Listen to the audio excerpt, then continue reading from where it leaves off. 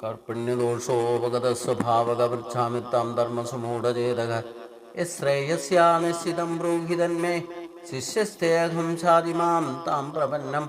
ॐ नमो भगवते वासुदेवाय, ॐ नमो भगवते वासुदेवाय, ओम श्री कृष्णाय परब्रह्मणे नमः। सभी सज्जनों को भगवान का नाम से और मोहन जी का नाम से सादर प्रणाम। हम लोग 15वां अध्याय पुरुषोत्तम योग में 5 श्लोक तक विचार किया था।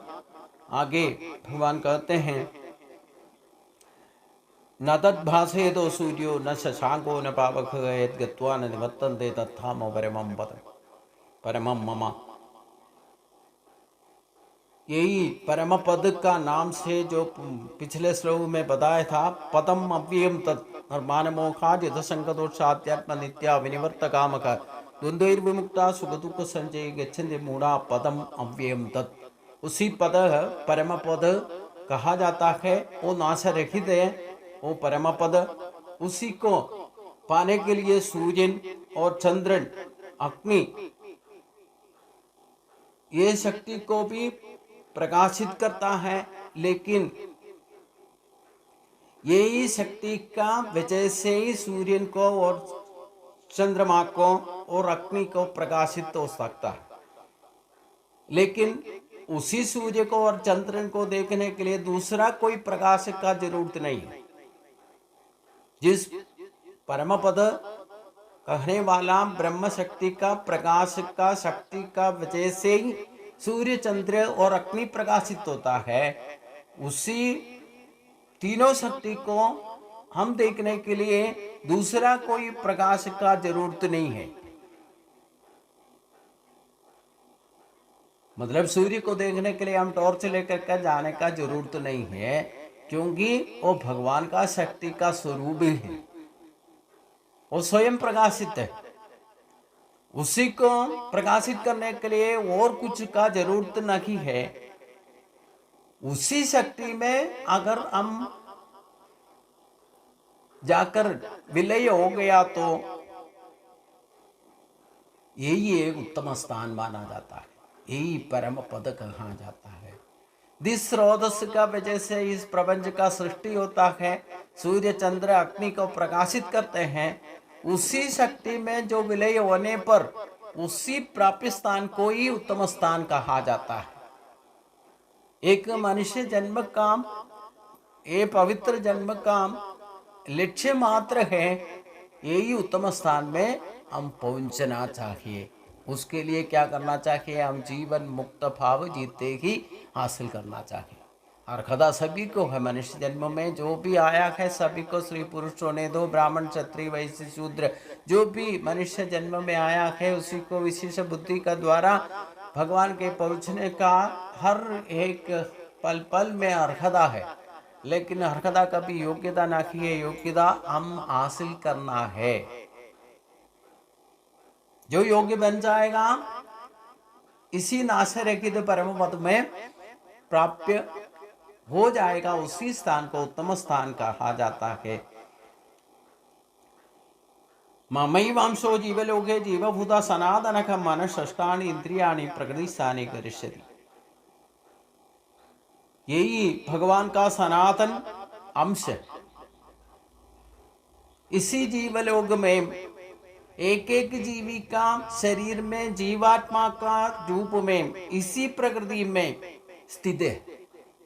वही शक्ति हम शरीर छोड़कर जाने पर मन और 5 इंद्रियों मिलकर के उसी को आकर्षित होकर के, मन और पंचेंद्रिय मतलब 6 इंद्रिय मिलकर के इसी आत्मशक्ति को आकर्षित होकर के अगला शरीर में पहुंचा देता है।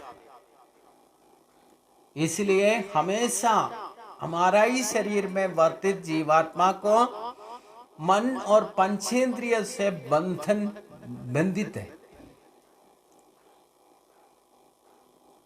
ये हमारा उम्र का फर्क होने तो जन्म से लेकर मरने तक भी, उसके बाद भी ये छोड़ेगा नहीं। मतलब पंचेंद्रिय और मन 6 शक्ति है, ये आत्मा को इधर उधर भटकते रहता है। इसलिए इसी पंचेंद्रियों को और मन को भी अपना हासिल में, अपना नियंत्रण में लाना है, तभी हम ईश्वर प्राप्ति में उत्तम स्थान में पहुंचने का योग्यता हम खुद हासिल कर सकता है। इसीलिए शरीर का नाथ ईश्वर बोलने से किसको ईश्वर बोलते हैं? ईश्वर बोलने का तरीका ये अगले श्लोक में भगवान बताता है किसको ईश्वर माना जाता है। शरीरम यथाप्नोति यच्छाप्युत्ता क्रमादीश्वर इत्यादि संप्यादि वायुर्गंधानि वासयात्। ईश्वरन मतलब जो हमारा शरीर का नाथ बन करके हमारा जीवन का द्वारा, जीवन का तौर पर हमारा शरीर में वर्तित है, इसी को ईश्वर कहा जाता है।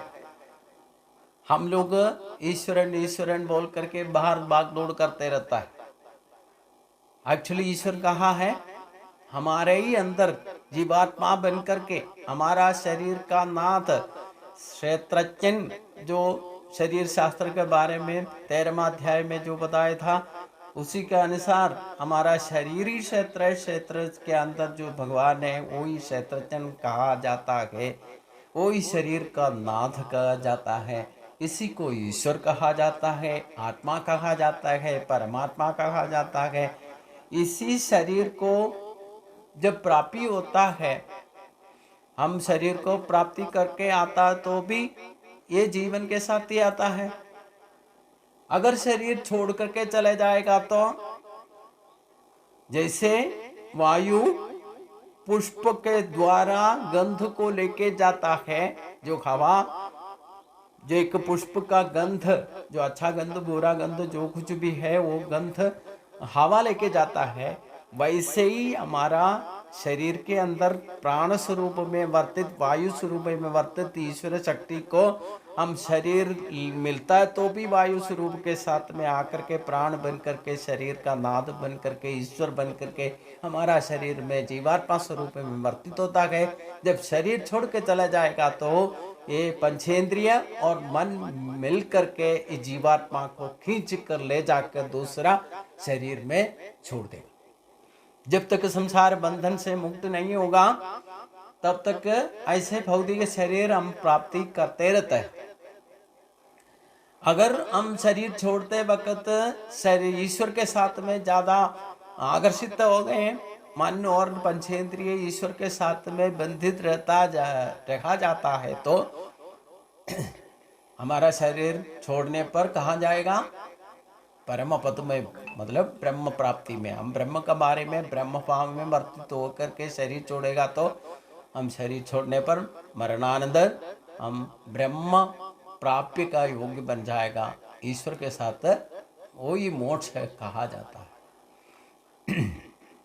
हम निरंतर चिंता, जिंदगी में जो भी निरंतर चिंता करते हैं वही मरने का समय भी, मरते टाइम भी वही चिंता प्रबल होगा। उसी के अनुसार हम शरीर छोड़ने पर हमारा जीवात्मा खींच कर ले जाता है। उसमें मदद करने वाला कौन है? जीवात्मा को इधर उधर लेके जाने वाला हमारा मन और पंचेंद्रिय शक्ति, ये अदृश्य ईश्वर शक्ति है। ये बंध करके, इसी के साथ में बंधन हो करके जीवात्मा अगला शरीर कैसे चाहिए, कहाँ चाहिए, कौन सी शरीर मिलेगा, उसी शरीर में ले जाकर भटक देगा। वैसे ही अनुजन्म का व्यवस्थित चलते रहता है। तो हमारा ही शरीर के अंदर जो ईश्वर वर्तित है वो ही जीवात्मा कहा जाता है। वो भी हमारा शरीर का यजमान है, वही हमारा मालिक है। उसी को ही हम ईश्वर को मान करके, हमारा ही शरीर का द्वारा ईश्वर को मान करके हमारा पंचेंद्रिय और मन उसी का साथ में लगे रहेगा। अगर शरीर छोड़ करके हम जाएगा तो सीधा जाएगा भगवान के पास। इसमें स्पष्ट रूप में भगवान ने उसका गति विगति, मतलब मृत्यु के बाद हमारा शरीर कहाँ, शरीर छोड़ने पर हमारा आत्मा शक्ति कहाँ जाइए, कहाँ जाएगा, कैसे जाएगा, ये सब कुछ बताया। कर कर्म बंधनों में हम वर्तित है तो हम कर्मियों का बीच में आकर के उसी का तरीका का शरीर लेकर के फिर आएगा। अगर भगवान का साथ में हम ज़्यादा संबंध रखेगा तो भगवान के पास जा कर के बैठेगा। जैसे इसलिए तो 8वें अध्याय में भगवान ने बताया था है ना, कैसे मरणानंतर हमारा गति को सीधा कर सकता है। उसके लिए भगवान ने बताया था, तस्मा सर्वेषु कालेषु माम अनुस्मरा, कर्म जा करके भगवान ने बताया था। इसी को याद रखने का है। इसी के अनुसार ही हम कर्म बंधन से मुक्त होकर के भगवान के साथ, जब तक कर्म बंधन से मुक्त नहीं होगा तब तक हम कर्म बंधनों में पड़े रहेगा। कर्म बंधन को कमी होगा तभी तो ईश्वर का नाम से हम कुछ कर सकता है। अभी भी हम साधारण जिंदगी में सोच विचार करो, हम घर में बैठ के भगवान को पूजा पाठ के लिए कितना टाइम निकाल देते हैं। उससे भी ज़्यादा हम खाना बनाने में, उसका इंग्रेडिएंट्स हासिल करने में भी, उसको बर्तन साफ करने भी, हम बाकी भौतिक कार्यों में जितना टाइम लगाते हैं उससे 25% टाइम भी हम भगवान के पास नहीं बैठते, भगवान का विचार नहीं कर सकते। अब ज़्यादा हम कर्म बंधन में किस में पड़ेगा?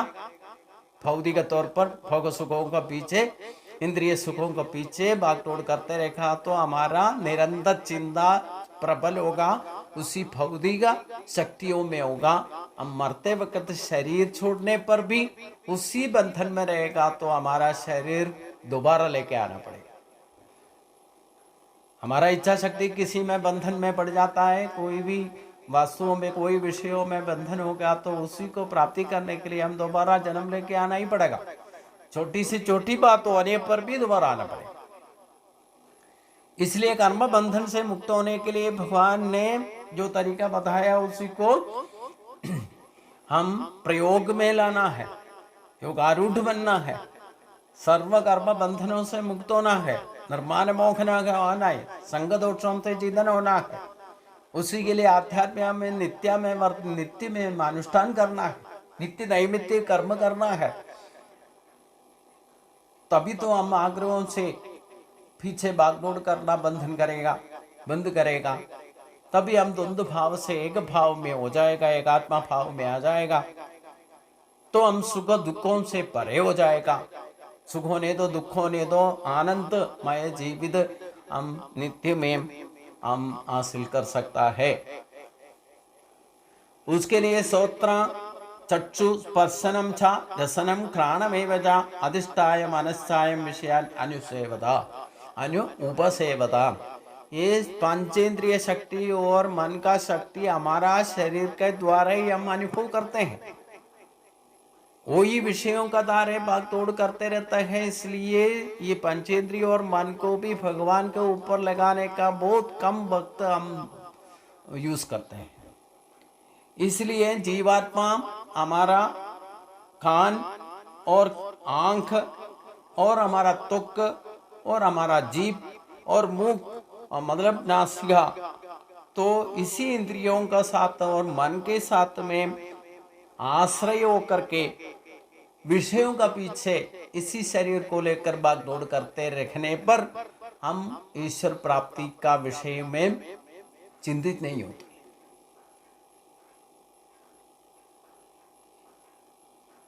इसलिए मन और इंद्रियों का द्वारा ही ये जीवात्मा विषयों के साथ में ज्यादा संबंधित हो जाता है।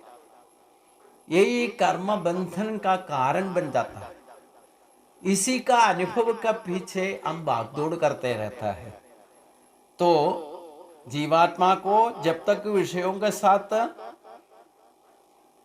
संबंध रहते हैं तब तक आत्मा शक्ति को विमुक्त नहीं कर सकता। लेकिन ये जीवात्मा को कोई विषयों के साथ में कोई संबंध नहीं है, अटैचमेंट नहीं है, ममता नहीं है, उसको साथ में कोई नहीं है। लेकिन जीवात्मा को आकर्षित होकर के जीवात्मा ही गलत धारणा का वजह से यही शरीर के साथ में होने वाला इंद्रियों के साथ में बंधन में रहता है और मन को साथ में बंधन रखते। ये पांच इंद्रिय और मन मिलकर के जीवात्मा को बंधित करते रहता है। लेकिन आत्मा को कभी इस विषयों के साथ में कोई संबंध नहीं है। लेकिन हमारा हरकतों की वजह से इस जीवात्मा को स्वतंत्र रूप से प्रवर्तित नहीं करने देता है। हम मन और इंद्रियों को लगा के इसी शरीर का द्वारा उसी के पीछे जिंदगी बर्बाद करते रहता है। इसलिए भगवान फिर कहते हैं, उत्क्रामंतम सिदम भावी भुंजानम वा गुणान्यदम विमूढ़ा नानुपश्यन्ति पश्यन्ति ज्ञान चक्षुषा। इसलिए इसी को पहचानने के लिए हम इंद्रियों को नियंत्रण करके मन को एकाग्रित करके अपना बुद्धि को स्टेबिलिटी बनाने पर आत्मज्ञानी बन जाएगा। इसलिए ज्ञान दृष्टि को ओपन जब तक नहीं होता है, ये मन हमारा सिक्स्थ सेंस है, मतलब पंचेंद्रियों को नियंत्रित करने से मन ईश्वर का स्वरूप है। विभूति योग में बताया था, इंद्रियों से मन मेरा ही स्वरूप है, मतलब आत्म स्वरूप का प्रत्यक्ष अनुभव होने का एक ही तरीका है। हम पंचेंद्रियों को नियंत्रण करने पर मन एकाग्रित हो जाएगा, तो वो मन का द्वारा ही आत्म स्वरूप का पहचान पाएगा। मतलब आत्माचारी बनने का एक ही तरीका है, मन को नियंत्रण में लाना। मन को नियंत्रण करना है तो इंद्रियों को नियंत्रण करना है, योगारूढ़ बनना है, तभी ज्ञान दृष्टि को ओपन होगा। अगर ज्ञान दृष्टि जब तक नहीं खुलेगा तब तक हम कितना भी आध्यात्मिक मार्ग में चलने पर भी, कितना भी पूजा पाठ करो, कितना प्रत्यक्ष प्रकटन भक्ति का पीछे भागदौड़ करो, तीर्थाटन करो, जो कुछ भी करते रहते हैं, उसी में हम लक्ष्य प्राप्ति नहीं होता। मतलब हम बहुत तो प्रयत्न तो करता है, लेकिन जब तक हमारा अंतःकरण शुद्धि और विवेक नहीं होगा तब तक हम ईश्वर को पहचान नहीं पाए। ईश्वर शक्ति हमारे ही अंदर वर्तित है, हमारा ही यज्ञ स्वरूप बन करके, हमारा ही जीवात्मा बन करके, ईश्वर बन करके हमारा शरीर में वर्तित आत्मा स्वरूप को पहचानना है। तो मन को दृष्टि को ओपन करना, सिक्स्थ सेंस को ओपन करने पर ही हम ईश्वर शक्ति को पहचान पाए, तभी तो अज्ञानता से हम परे हो जाएगा। इसी के लिए कभी भी हमारा शरीर को छोड़कर जाने वाला हो या शरीर में प्राप्ति होने वाला हो, जीवात्मा को ये आने जाने में कोई दिलचस्पी नहीं है, उसके साथ में कोई संबंधित नहीं है, ये सब शरीर का द्वारा ही होता है। तो शरीर माध्यम से ही हम मन को एकाग्रित करके या इंद्रियों को नियंत्रित करके मन एकाग्रित करते, हमारा ही शरीर में वर्तित बुद्धि को स्टेबिलिटी लाने पर, सीधा प्रज्ञ बनने पर हमारा आत्मशक्ति को प्रकट भाव में हमें अनुभव हो जाएगा। तो अनुभव होने पर भी साक्षात्कार करते हैं, तो जीवात्मा को विज्ञान स्वरूप में बदलना। अभी क्या है, हमारा जीवात्मा ये सत्व रज तमो गुणों को विजय से उसको बंधित करके रखा है। तो इसको जीत करके हमारा मूढ़त्व को, कवच को, ये त्रिगुणों का माया से परे होना है, तभी तो माया बंधित शरीर को कभी ईश्वर प्राप्ति नहीं होता। इसलिए माया से मुक्त होना है। माया से मुक्त होना इतना आसान नहीं है करके भगवान कहते हैं, लेकिन भगवान का शरण में जो जाएगा, सर्वात्मक समर्पण जो करेगा, तो उसको आसानी से माया से जीत सकता है। जब तक माया से जीत नहीं पाएगा तब तक हम अध्यात्म में कितना भी प्रयत्न करने वाला हो, तब तक अंधकरण शुद्धि नहीं होगा, पापराहित्य नहीं होगा। जब तक पापराहित्य नहीं बनेगा तब तक हम ईश्वर प्राप्ति का योग्य नहीं बनेगा। तो ये प्रयत्न तो करता है, लेकिन उसको श्रद्धा स्वरूप करना है। इसलिए ये त्रिगुणों का बंधन से पहले मुक्त होना, यही हमारा स्वभाव का रूप में हमारे जिंदगी को बाधा का रूप में हमेशा हमारा साथ रहता है। हमारा छाया का स्वरूप, हम जहाँ भी जाता है हमारा पीछे छाया नहीं छोड़ता। तो उसी मुताबिक हमारा ये गुणत्रय विभाग माया बन करके हमारा साथी, छाया बन करके हमारा साथी चलते रहता है। उसी से जीतना है। जब तक जीतेगा, माया बंधन से मुक्त नहीं होगा, तब तक हम ईश्वर प्राप्ति को पहचान नहीं पाएंगे। इसलिए ज्ञान स्वरूप भगवान को हासिल करना हो तो जीवात्मा को ये मूढ़त्व भाव से मुक्त करना है। वो मूढ़त्व भाव माया है, वो त्रिगुणों का सम्मिलित भाव है। इसलिए तमोगुणों को रजोगुण से जीतना है, रजोगुण को सत्वगुण से जीतना है, सत्वगुण को ज्ञान से जीतना है, तो भी हम कर्म बंधनों से मुक्त होकर के भगवत प्राप्ति में जा सकता है, उसमें कोई संदेह नहीं है। इसलिए ये जीवात्मा को शरीर के साथ में कोई संबंध नहीं है, लेकिन शरीर में वर्तित जब तक वर्तित है वही बंधन में हमें डालता है। लेकिन शरीर के द्वारा ही प्रकट होने वाला मन को, इंद्रियों को नियंत्रित करके हमारा बुद्धि को सिद्ध बना करके हमारा आत्मशक्ति को पहचान करके आत्मशक्ति का स्वरूप हम जब तक हासिल नहीं होता है, ज्ञान दृष्टि से ही वो प्रकट भाव में हमारा स्वभाव में, हमारा सोच विचार में, चाल चलन में सब हरकत करना शुरू करेगा। वो जीवन मुक्त भाव भगवान को ही हम स्वतंत्र करना है। हमारा शरीर का नाद बन करके हमारा ही शरीर में वर्ती शक्ति को हम ठीक तरह से उपयोगित करना तो, प्रयोग करना तो उसको हमारा कर्म बंधनों से उस शक्ति को परे करना है, स्वतंत्र करना है। इसी के लिए योगारूढ़ बनने के लिए भगवान प्राण शक्ति को स्वतंत्र बना करके हम उसको जीत सकता है। मतलब शरीर के साथ में जो बंधन जब तक रहेगा तब तक जीवात्मा के भाव प्रकट नहीं होगा। इसलिए जीवात्मा को स्वतंत्र करके हमारा शरीर के द्वारा ही हमारा स्वभाव में हर एक जो सोच विचार में, चाल चलन में उसका प्रकटित भाव में आएगा तो हम कर्म बंधनों से मुक्त होने का तरीका, रास्ता हमें दृष्टि में पड़ जाएगा। वही ज्ञान दृष्टि कहा जाता है। वही आत्मशक्ति का द्वारा ही हम ईश्वर प्राप्ति में जा सकता है। वो भगवान का कृपा से हमें हासिल करने का अनुग्रह भी भगवान ने देना है।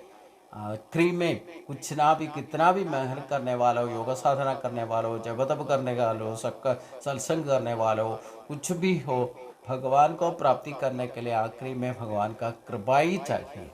इसलिए भगवान का कृपा का लिए प्रार्थना करते हुए आज का भाग भगवान का चरण में समर्पित करता हूँ। इससे आगे का पोर्शन हम अगले दिन में सोच विचार करेंगे। सभी को नमस्कार।